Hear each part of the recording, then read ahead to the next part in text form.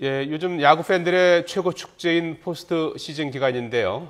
야구보다는 이 사생활 폭로 SNS에 이어서 삼성 선수들의 해외 원정 도박 의혹이 불거져 있습니다. 네, 사상 최초 통합 5연패를 노리던 삼성은 그야말로 초상집 분위기인데요. 해외 원정 도박에 관한 수사가 확대되면서 파문이 확산되고 있습니다. 네, 자세한 소식 알아보겠습니다. 이용혁 건국대 경찰학과 교수 모셨습니다. 어서 오십시오. 네, 안녕하십니까. 자, 가을 야구가 한창인데 야구 팬들의 관심은 야구보다도 이제 야구 선수들의 이제 불법 스포츠 도박, 해외 원정 도박에 관심이 쏠려 있는 것 같아요. 네. 이번 사건의 우선 개요부터 간단히 좀 설명해 주시겠습니까? 네, 시기적으로 보면 아마 지난 1월로 이렇게 추정되고 있는 것 같습니다. 캠프에 합류하기 이전에 마카오 등지에 지금 용의자로 추정되는 2, 3명이 함께 출국을 해서 불법 해외 원정 도박을 했다라고 하는 사실이 사실은 이제 이게 다른 조직 폭력과 관련된 수사를 하는 과정에서 핸드폰 등의 정보를 통해서 사실은 이제 밝혀졌습니다. 물론 이제 첩보 등이 있긴 했지만은 구체적으로 수사에 착수하게 된 계기 자체가 이와 같이 인터넷에 떠돌던 정보 자체가 구체적으로 해외에 나갔다라고 하는 출국에 관한 사실이라든가 또 송정리 파가 갖고 있었던 문자 메시지에 대한 내용 이런 것 등에 아주 구체적으로 수사가 개시가 되었던 사건이었습니다. 그러다 보니까 사실 지금 앵커께서 말씀하신 바와 같이 이 명단을 엔트리 명단을 25일 내일까지 제출해야 됩니다. 그런데 이제 삼성 쪽의 입장에서는 그렇다고 본다면 범죄 혐의가 너무 뚜렷하게 되는 것이 아니냐라고 하는 또 시각도 있다 보니까 다만 일정한 공적 인물로서 사회적 무리가 있다라고 예상되는 선수들에 있어서는 엔트리 명단에 있어서 분명히 빼고 빼게 되면 누군지 다 알게 되지 않습니까? 내일 명단이 나올 수도 있겠군요. 네, 그럼에도 불구하고 사장 측의 입장에서는 일단 발표하겠다, 알리겠다 이렇게 입장을 밝힌 것 같습니다. 예. 네. 이미 이 해당 선수들이 팬들 사이에서는 이름이 알려졌다고 하는데요. 수사 상황은 지금 어떻게 진행되고 있습니까? 네, 사실 상당히 알 사람 다 알고 있는 것 같습니다. 그리고 야구 팬들은 다 알고 있죠. 네, 심지어 누가 따고 누가 잃고 또 내용의 액수까지 다 앓고 있는데요. 그런데 지금 수사 상황은 상당히 첩보 수준을 넘어서 구체화되고 있는 것 같습니다. 다만 이제 한국 시리즈인 점을 감안해서 소환 시기는 좀 조율을 하고 있는 것 같고요. 대표적으로 수사의 내용 자체는 통장의 입출국 내역, 과연 조직 폭력배에게 전달됐는지 지금 나오는 얘기는 쪼개서 전달이 됐다. 이렇게 지금 얘기들이 나오고 있는 것 같고요. 또 핵심적인 것은 핸드폰 등의 통화, 과연 조직폭력과 중간에 브로커와 일정한 통화가 있었는가, 그리고 출입국 관리소의 기록 등을 통해서 언제 갔는지, 시기에 있어서의 특정, 그래서 이 세 가지의 수사가 상당 부분 지금 마무리 단계에 있는 것이 아닌가 지금 생각됩니다. 수사를 좀 더 해봐야 되겠지만은 어떻습니까? 선수들의 개인적인 단순 일탈로 봐야 되는 겁니까? 아니면 이게 또 몇몇 선수들의 문제만이 아니고 광범위하게 이게 퍼져 있는 걸로 봐야 되는 겁니까? 네, 그 부분이 사실은 상당히 중요한 이슈 같습니다. 물론 이제 삼성 구단 측의 입장에서는 썩은 사과 몇 개만 문제다. 그래서 이것만 도려내면 괜찮지 않겠느냐라고 하는 입장이고요. 또 반대적 입장에서는 그것이 아니고 이 사과를 담고 있는 상자가 문제다. 그러니까 암묵적으로 깔려 있는 사실은 이제 이와 같은 불법 도박에 관한 은닉성. 그래서 이것을 침묵의 코드로서 숨겨주고 있었던 것은 아니냐. 이와 같은 내용이 근거는 사실은 몇 년 전에도 사실은 삼성 선수들이 10여 명 이상 관련되었던 2008년에 프로야구 선수 26명이 온라인 도박 사건에 연루된 적이 있었습니다. 네, 그중에서 10여 명의 선수가 또 삼성 소속이었는데요.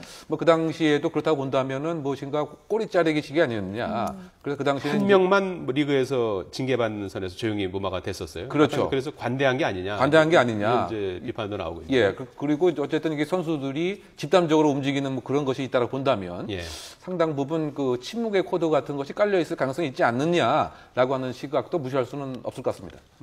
우리 선수들이 왜 스포츠 선수들이 해외 원정 도박에 이렇게 관계가 되는 건지 아무래도 몇 가지 요인이 있는 것 같은데요. 일단은 스포츠라고 하는 직업의 특성상 일정한 승부욕 같은 것도 분명히 깔려 있지 않겠는가. 이런 점도 들고요. 특히 해외로 나가는 이유 중에 하나는 국내에서는 사실상 인물들이 다 알려져 있다 보니까 해외가 훨씬 아무래도 도박을 하는 데는 이제 편리하다.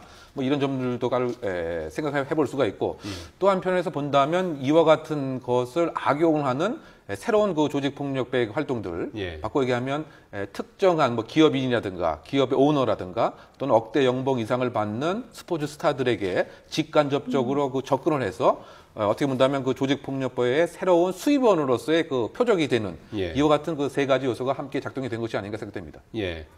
기업인들도 이번에 같이 적발이 좀 많이 된 것 같은데 말이죠. 네, 그렇습니다. 예. 그래서 그 뭐 경기도 지역에 있는 그 유명 그 골프장 그 사장께서도 예. 뭐 80대 고령이시지만은 수십억 원 이상의 도박이 연관이 된 것 같고요. 네. 또 그 화장품 회사의 그 정모 사장 역시 사실은 그 3, 4년에 걸쳐서 100억 원 이상의 그 판돈을 도박과 관련됐다. 또 의혹이 되는 것은 그렇다고 본다면 예. 회사 돈을 횡령한 것은 아니냐라고 하는데 본인의 얘기는 회사 돈 횡령은 없었다. 예. 뭐 등과 관련되고 또 심지어 그 김태촌의 양아들이라고 하는 조직폭력배의 일원도 네. 이번 그 원정 도박에 관련되어 있는 것 등등으로 본다면 뭐 기업 또 지금 유명인 그리고 또 최근에 나온 소식은 그 개그맨 중에서 예. 또 뭐 5억 상당의 판돈을 걸고 3억, 2억을 갚지 못해서 예. 지금 조직폭력배와 연관이 되어 있다. 뭐 네. 이런 보도도 최근에 나오곤 했습니다. 궁금한 것이 이제 뭐 해외 여행들 가면 이제 라스베가스나 이제